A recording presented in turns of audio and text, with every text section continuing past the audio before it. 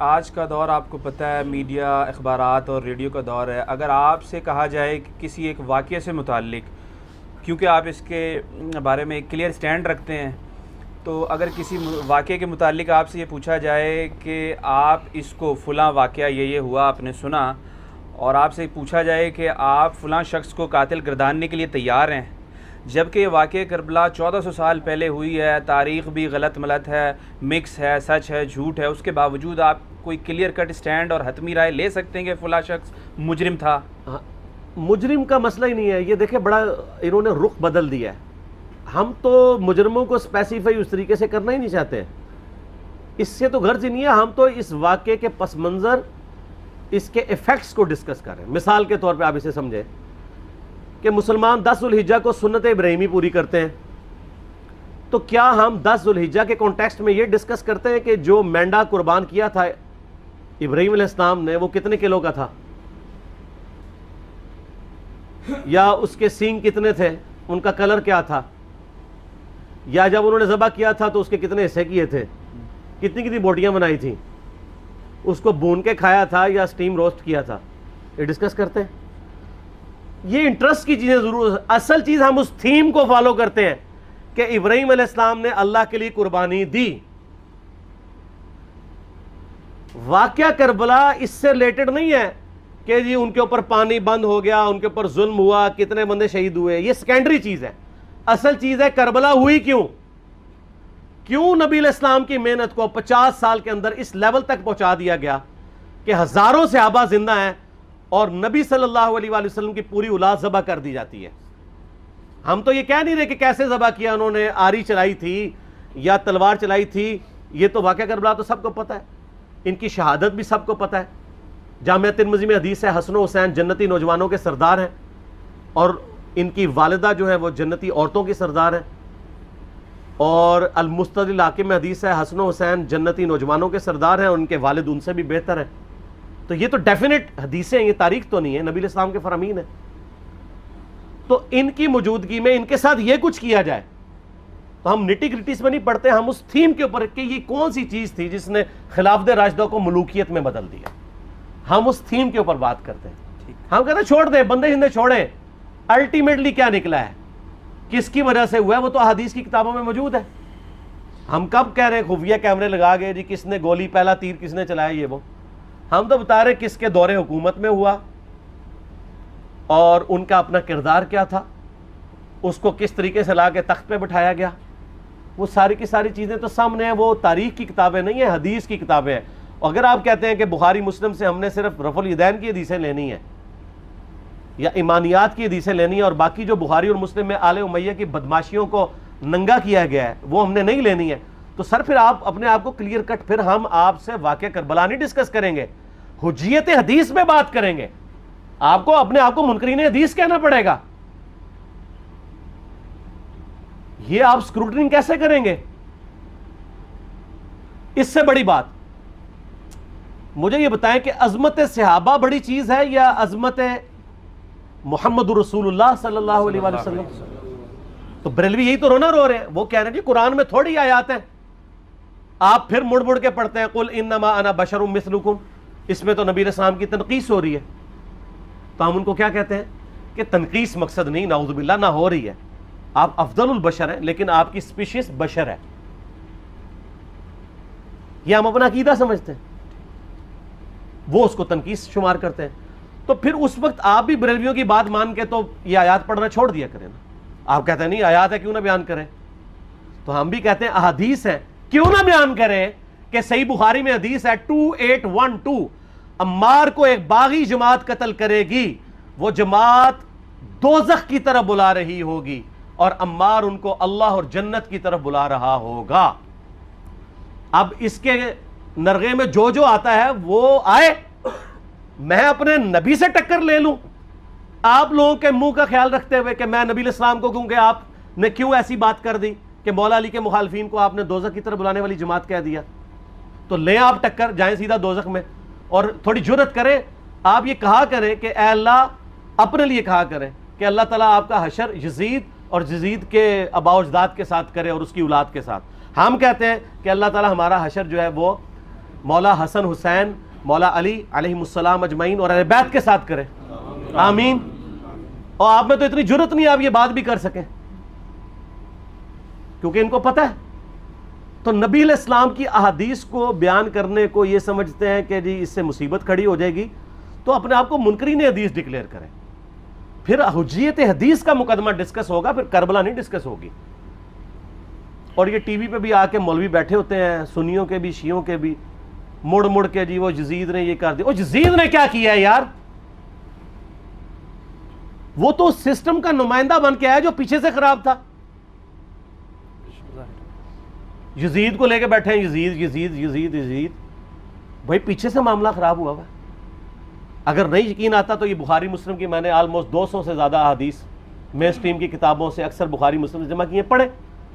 اور سر میں نے تو ان کو چیلنج دیا ہے، یہ حدیثیں پڑھ کے نا اپنے ممبروں سے صرف ان حدیثوں کی تشریح اپنی پبلک کے سامنے کر دیں، نہیں کر سکتے، تو وہ لعنت کے مستحق تو ہو رہے ہیں نا، حق چھپا کے، اور قیامت دن کے منہ پہ لگام ڈالیے، اور پھر مڑ مڑ کے کہتے ہیں نہیں جی وہ کچھ چیزیں خاص ہوتی ہیں، وہ عوام الناس کے سامنے نہیں کرنی چاہیے، وہ صحابہ کرام بھی بعض اوقات ایسی باتیں پبلکلی نہیں کرتے تھے۔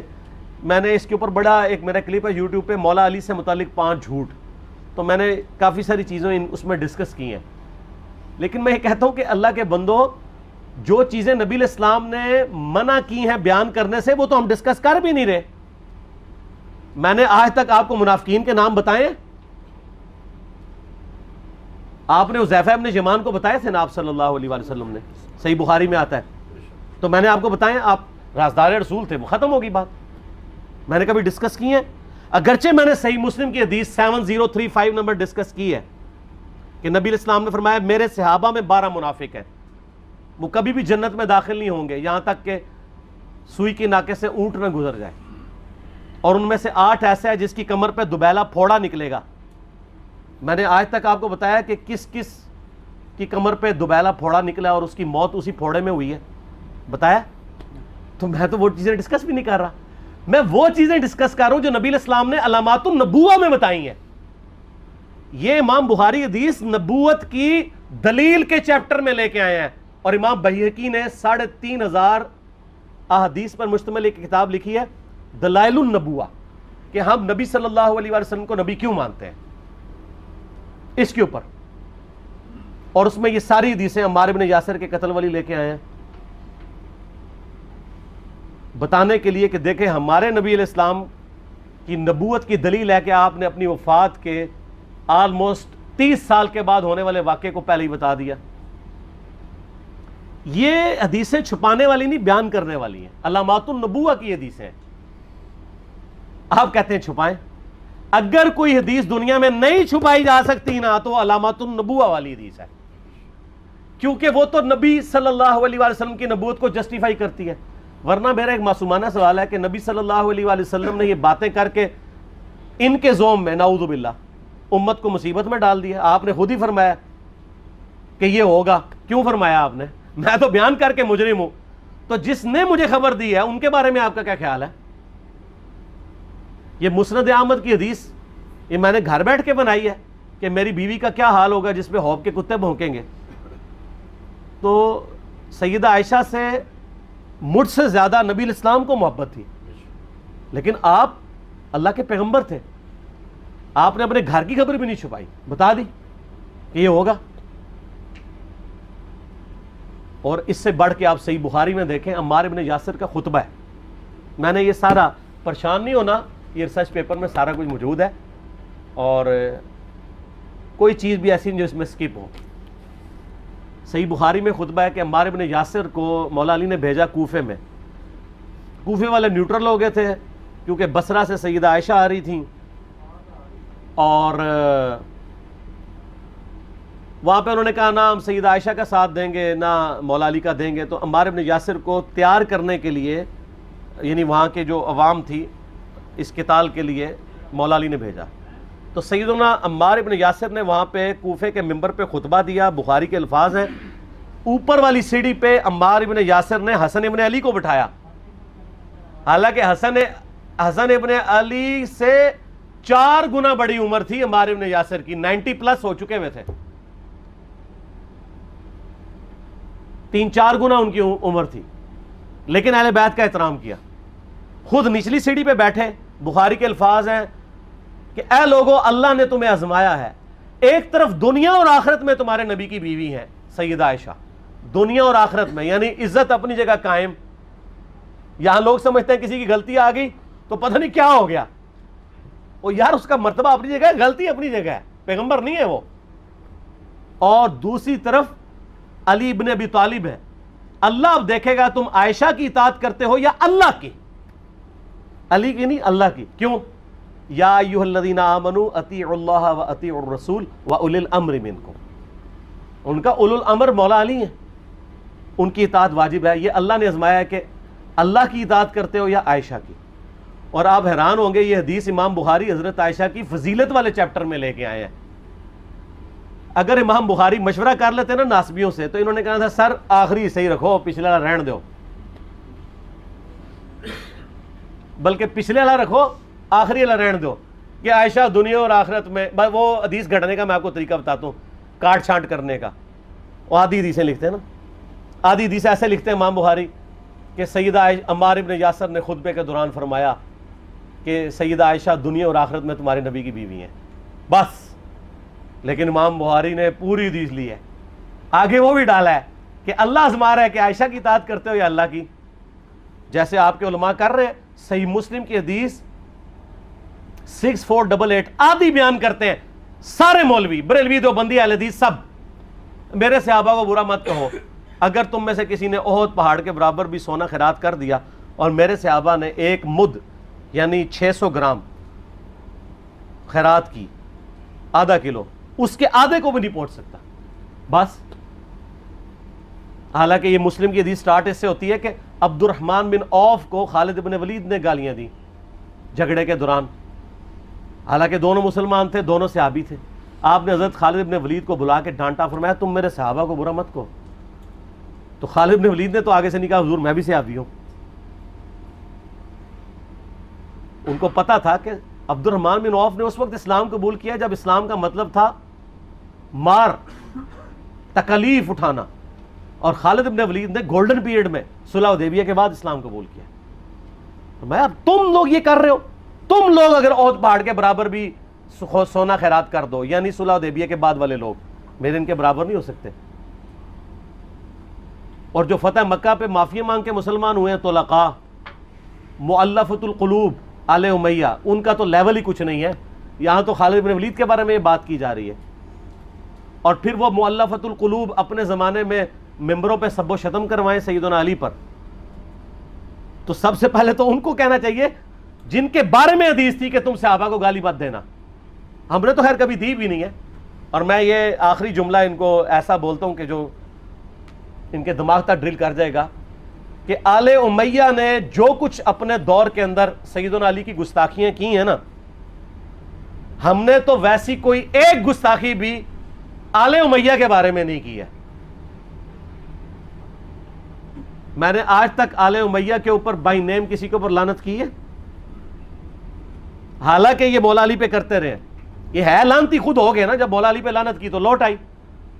मुस्नद अबी आला में सही सनद के साथ हदीस मौजूद है, मुस्नद अहमद में भी मौजूद है कि सैयदना अली को जिसने गाली दी उसने रसूलुल्लाह को गाली दी सल्लल्लाहु अलैहि वसल्लम। जब उम्मे सलमा ने कहा था, शेख जुबैर साहब ने इसको तहकीम में सही लिखा हुआ है फुट नोट के ऊपर, कि लोगों तुम्हारे मेंबरों पर रसूलुल्लाह को गालियां दी जाती हैं, तो उन्होंने कहा माज़अल्लाह, हम कब कहेंगे, ऐसा नहीं हो सकता। तो उम्मे सलमा ने कहा तुम लोग अली और उससे मोहब्बत करने वालों पे गाली गलोच नहीं करते हो क्या? जबकि मैं नबी की बीवी कहती हूं कि सबसे ज्यादा रसूलुल्लाह से मोहब्बत, सैयदना अली से मोहब्बत नबी सल्लल्लाहु अलैहि वसल्लम करते थे। लिहाजा जब ये तुम कहते हो ना अली पर लानत, अली से मोहब्बत करने वालों पे लानत, तो ये लानत तो तुम नबी अलैहिस्सलाम तक लेके जा रहे हो, नाऊज़ु बिल्लाह। क्योंकि अली से मोहब्बत करने वाला तो पहले नंबर पे नबी सल्लल्लाहु अलैहि वसल्लम है। और फिर कहते हैं सब का मतलब तनकीद है। और ना, पुरानियां गल्लां, पुराने बाबे, पुराने बुजुर्ग, झूठे हो। सही मुस्लिम खोलो 6229 गदीर खुम से अगली हदीस, लान अल्लाहु अबा तुराब के अल्फाज है, मट्टी वाले अबू इब्ने अबी तालिब पर लानत, ये अल्फाज मौजूद है। सबका तर्जुमा लानत ही है, तनकीद नहीं है। اچھا پھر میرا معصومانہ سوال ہے کہ اس کا مطلب ہے صحابہ پہ تنقید کرنا اچھا کام ہے؟ کہیں گے نہیں. تو بتاؤ یہ برا کام کون کرتا تھا؟ شیعہ کا ابا کون ہے؟ رافضیوں کا ابا کون ہے؟ آل امیہ. تو لہذا شیعہ نو میں کہنا کہ تسی شیخین کے اوپر بکواس اور تبرہ کرنے کی بجائے نا آپ لوگوں کو حقائق بتائیں کہ ٹوٹی کمند کہاں. یہ سب مجرمین آل امیہ ہے، اور یہ آل امیہ اور بنو ہاشم کی لڑائیاں نبی علیہ السلام کی بعثت سے پہلے چل رہی تھی، صدیوں سے چل رہی تھی. وہ تو پھر اللہ نے بنو ہاشم کو نبوت کے لیے چنا تو ان کو یہ پھر جیلسی ہضم نہیں ہوئی، وہ چیز آگے چلتی رہی. خیر چھوڑ دیں، ایک تلخ ٹاپک ہے.